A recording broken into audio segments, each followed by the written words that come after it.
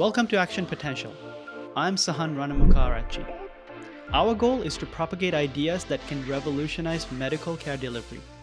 Join us as we amplify the voices of thought leaders, explore remote physiological monitoring, and ignite a wave of change.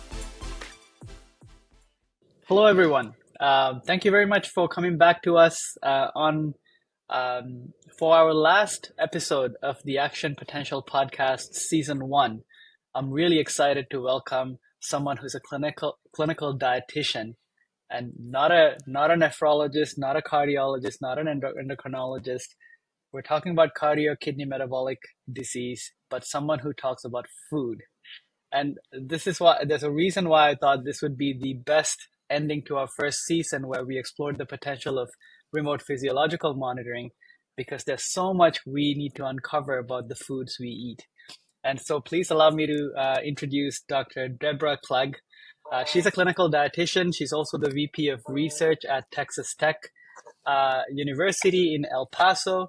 But most importantly, I think of a lot of people who are interested in nutrition and physiology, and there's probably no better expert out there than Dr. Deborah Clegg to talk about the relationship between nutrition and physiology in people particularly going through cardio-kidney metabolic disease. So without further ado, Dr. Clegg, please introduce yourself to our audience and do more justice than what I've just done now. That's hard to do. I mean, you just were so kind and gracious. So yes, my name is Debbie Clegg. I have been a dietitian, a kidney dietitian, and that was my very first job. Absolutely fell in love with it, and we'll talk a little bit more about that. But now I do research, so I'm able to bring that interest in nutrition and research to hopefully better people's lives. Thank you very much. Why nutrition?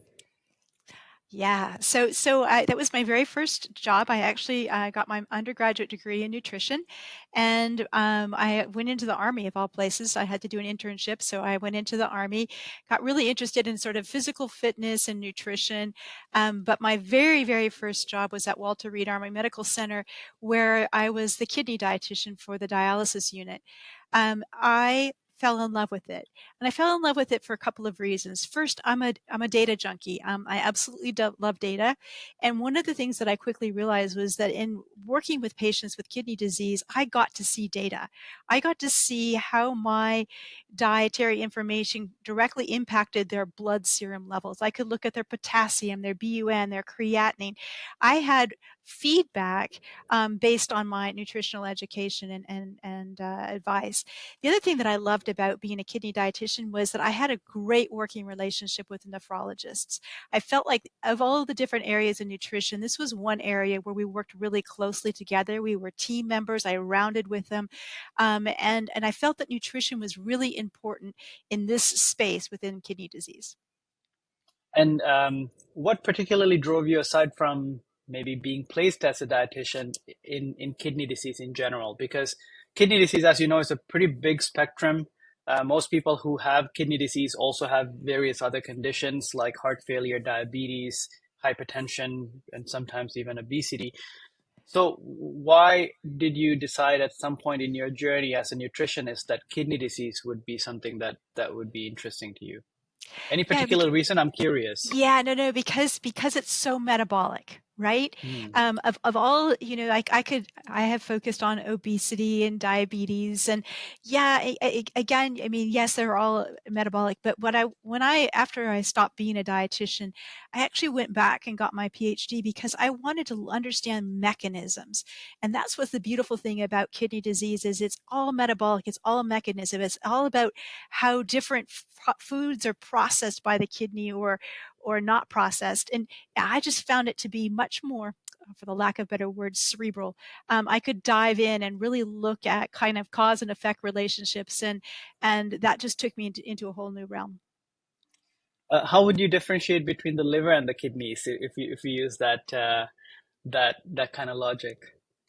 Yeah, and I guess it's because with liver disease, oftentimes now it's secondary to, diabetes or the metabolic syndrome. But back in the day when I first began, it was more related to carbon fragments, alcohol consumption, and the like. And I didn't get as much time to work with patients. I guess that's the other piece that I'd love to bring out is when I was working in a dialysis unit, I got to meet my patient. I got to see them like every other day, and really establish a rapport where other patients, I was, tasked to maybe give them a diet instruction as they were sitting with their legs crossed to walk out the door after, and they had to see the dietitian before they could be exited.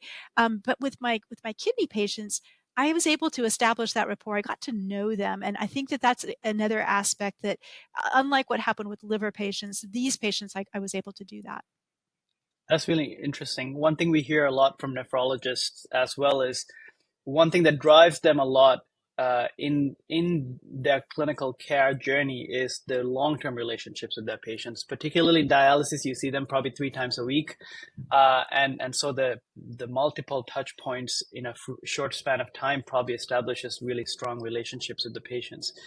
That's really interesting. I've heard that a lot, but I never really thought, there are thought about it in that sense of having so many touch points to build really strong rapport with the patients, as a reason why someone would decide to dedicate their life to spending in kidney disease. Um, an interesting point you mentioned is you're a data junkie. You got to see a lot of data. Tell us more about that, because we know that as someone who goes through dialysis, you're probably getting your blood drawn every month, and you see that. But then dialysis, as we know, is a pretty brutal change of body's physiology because you don't have kidney function. Are we doing enough there? Like, even as a data junkie, what are your thoughts on how we think about dialysis care and how we get the data to kind of inform the next treatment and the next treatment? What are some of your thoughts? Right. So this is where my data junkie runs into, the lack of data because with dialysis, you're exactly right. We might get a lab value once a month, and then if the potassium's elevated, we run over to the patient and say, "What did you eat? Have you been eating bananas? What have you been doing?" And yet that data doesn't reflect current time, right? It's all it's past history. It's happened a month ago. It also doesn't tell us the nuances of spikes. Perhaps someone in the morning they have a spike in their potassium we would never know, or perhaps they've had some other life event that may have caused a spike in potassium, but we don't get to see that until a month later. And so that where I love data, I find that this is a frustration for me with respect to how we're currently treating patients with kidney diseases because I don't have enough data. I want more real-time data. I also don't think that one size fits all, right? I don't believe that one diet is going to work and keep person A with low potassium and person B could eat exactly the same diet and they might have elevated potassium. I think it's more nuanced than that, and that's where I want to see real-time data so that I can really help empower the patient to make better decisions.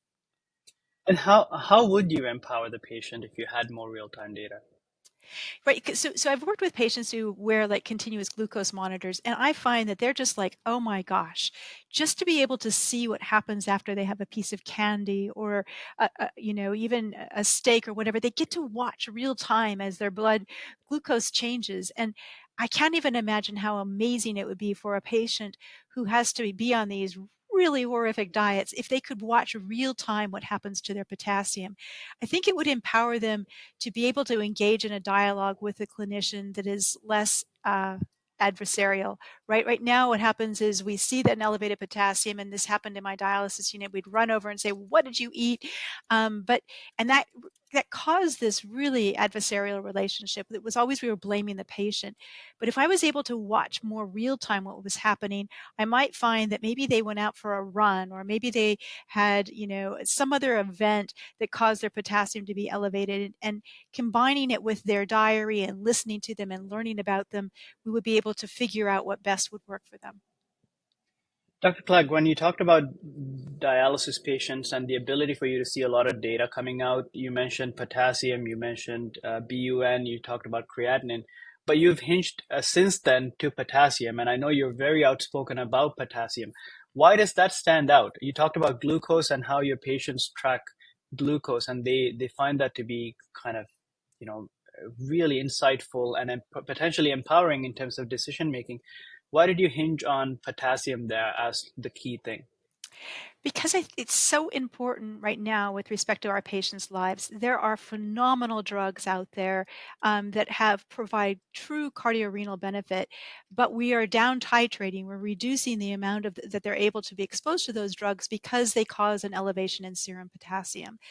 We also can be we're all very much aware of the fact that spikes in serum potassium can be lethal, and so what we do is we come in and we provide these diets that are incredibly restricted with respect to potassium. And I focus on potassium because it's one of those, it's a constituent of foods, but those foods that it's a constituent of are so incredibly healthy, right?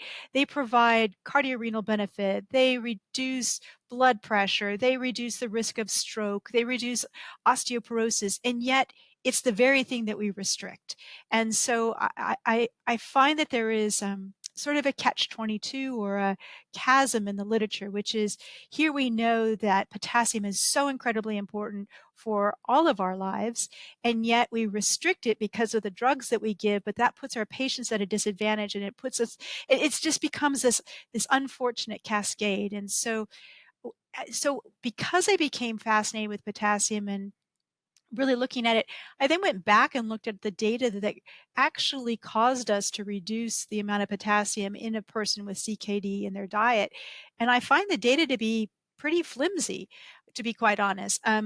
These were done, they were potassium balance studies that were done like in the 1950s.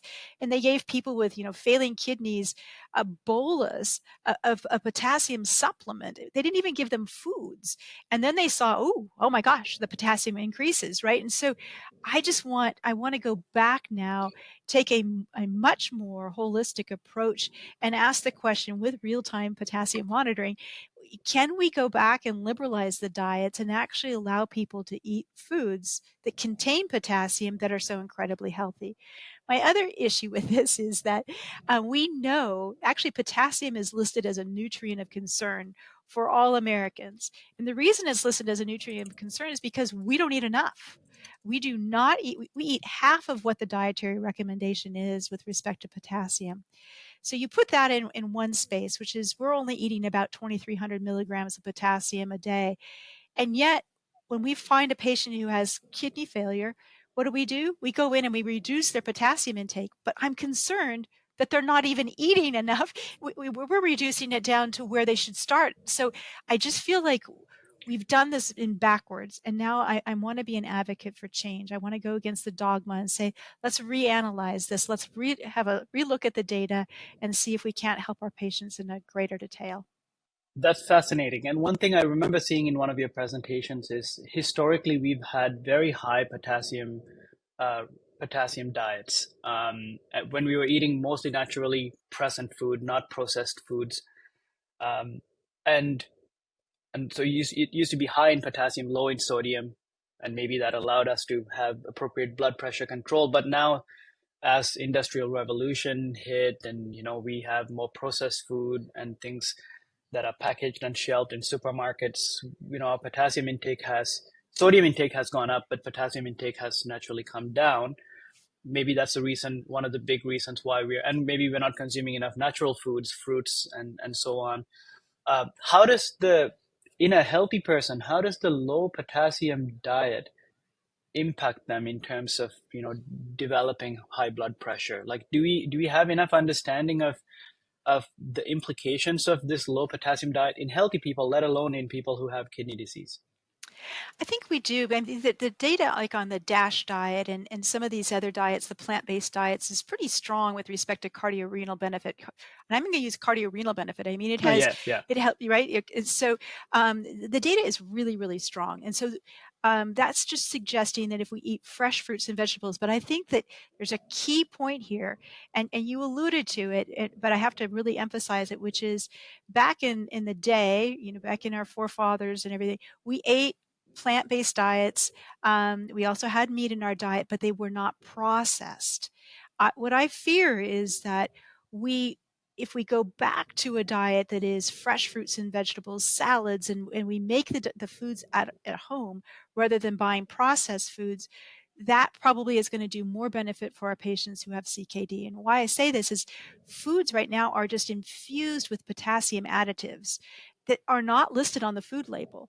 And I worry that the bioavailability of a potassium additive, just like those original potassium balance studies that were done in the day, is so high that I think you get this huge serum spike in potassium, but we don't know. We have no idea if you ate a processed piece of bread versus one that was made naturally. We don't know if your serum potassium changes in the same way. But because our patients tend to be individuals who might live in a food desert where they're stuck with having to buy foods that are highly processed, and we've told them don't eat fresh fruits and vegetables because they have high in potassium, we've actually shifted them away to a more processed diet where it could actually have more potassium than if they'd eaten the fresh fruits and vegetables. I hope I didn't confuse you. No, but there's a balance here of the unknown, I suppose, because I'm thinking if we are already consuming less potassium than we should, technically processed foods with high potassium is supposed to be good. But when you're talking about the same kind of recommendations for someone with reduced kidney functions or cardio-renal patients who are on these drugs that tend to elevate potassium as well, the unknown of processed food and their potassium levels can be quite dangerous, is what you're saying.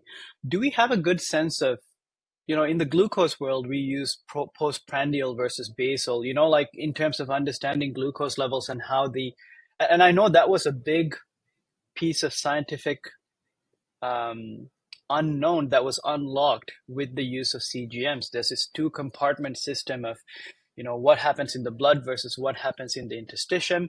And, there were a series of studies that required proper understanding of how that happens as a response to the foods and physiological conditions. Do we have a good sense of how these type of processed foods impact potassium levels based on your understanding and literature? I think the answer is absolutely not, right? I think that they've sort of snuck in to the food sources. I don't think when your point was really interesting. Here I'm complaining that we don't eat enough potassium, and yet I'm at the same time I'm saying, oh, but our foods are enriched with potassium supplements. And so, but I have a feeling that when we go back to the nutrition databases, the potassium additives, I'm not sure that they're reflective in the nutrition databases. I'm not sure that all of this, when I look at a nutrient database, it's a piece of bread. Okay, a piece of bread is a piece of bread, but it's not, right, in today's environment. And so have our food labels and food tables reflected all of this infusion of these potassium additives? I'll bet you they don't.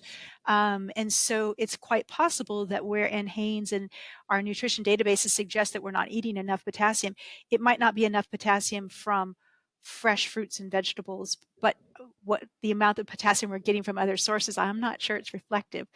But that comes back to another point, which is it may not just be the potassium per se. It may be the food, the constituent for which the potassium is in, right? Maybe there's some huge benefits of eating a banana that has potassium in it, but maybe there are other constituents within that banana that make it healthy, that have an influence on our blood pressure and everything else. It could be potassium, but there could be other components within the food where the Yeah, potassium supplement is by itself, right? Yeah, I'm yeah, not sure yeah. that it provides the The same way benefit.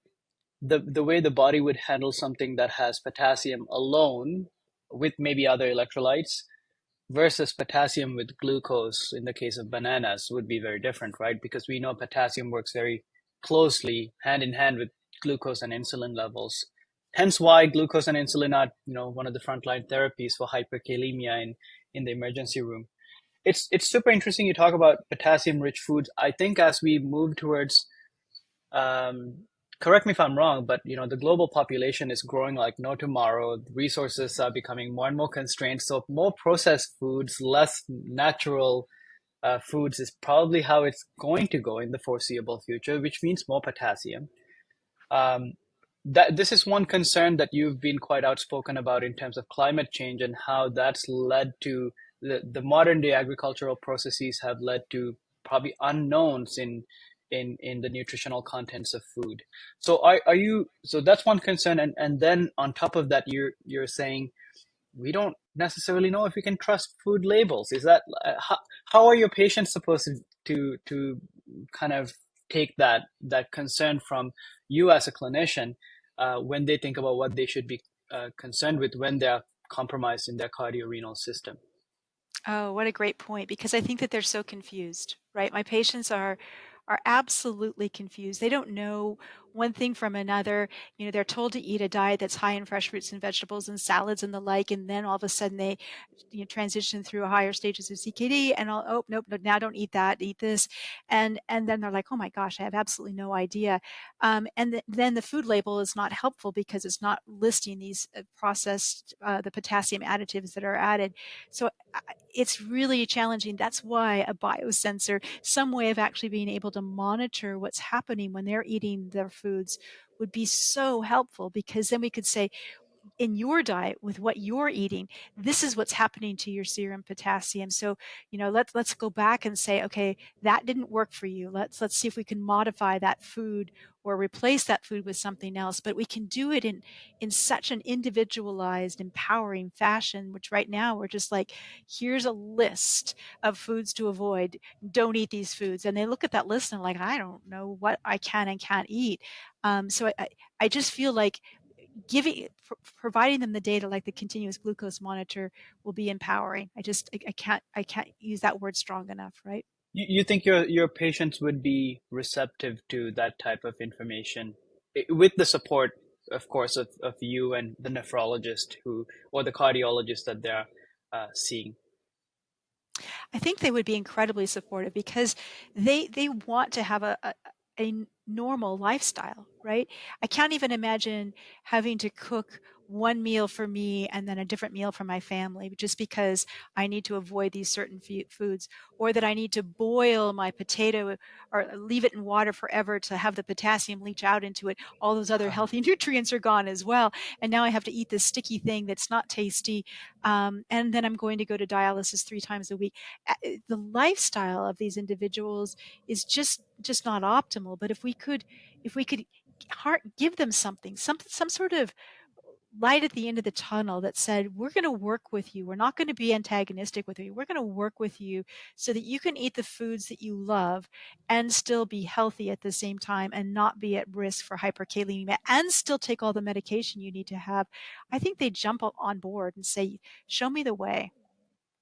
What are some of the key things in that kind of device or biosensor construct, Dr. Clegg, that would be important to your patients? Like when they get their once a month blood test report in dialysis, maybe in CKD, it's more infrequent. Um, what are they looking at, like to help them figure out how to survive the next month before their next blood test? I think that they're focusing on the potassium and the phosphorus, right? They're just looking at the two things that they know that they can control in theory with their diet. I think those are they're laser focused on those. That's what the doctor is laser focused on.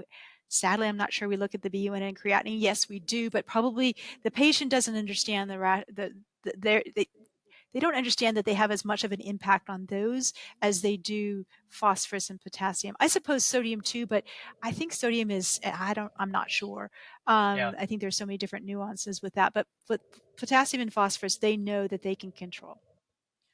So I found in my own exposure to patients who are going through various stages of chronic kidney disease that a dialysis patient is in a different state of life compared to someone who still has functioning kidneys, but they need to be aware that, if they don't watch what they do and they're not careful enough, that they could also end up in dialysis.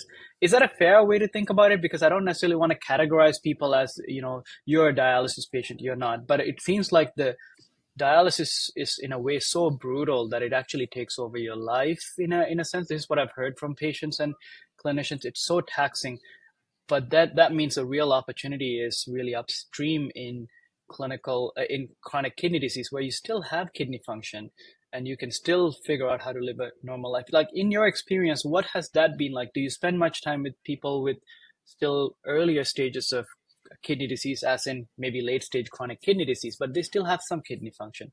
What's the Yes, differences what are the yeah. differences you see?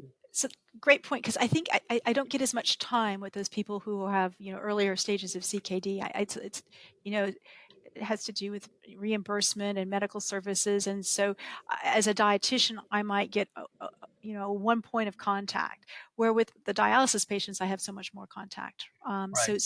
So I feel badly for those people who have early stage CKD, because I think they're probably the ones that are most confused. They've heard something about they have a diet for their diabetes, they have a diet for their cardiovascular disease, they have a diet for their kidney disease, and they don't know how to pull them all together. They might see, they might not even have the opportunity to see a dietitian. They might have to see a nephrologist, and I'm married to one, and so I can tell you that my husband, nephrologist, knows nothing about diet. I mean, he's just going to hand over this piece of paper and say, "Don't eat those foods," and that does a disservice. So I have to admit, when I first met him, I was stunned at how little he knew, but nutrition in medical school is missing, and so Yeah.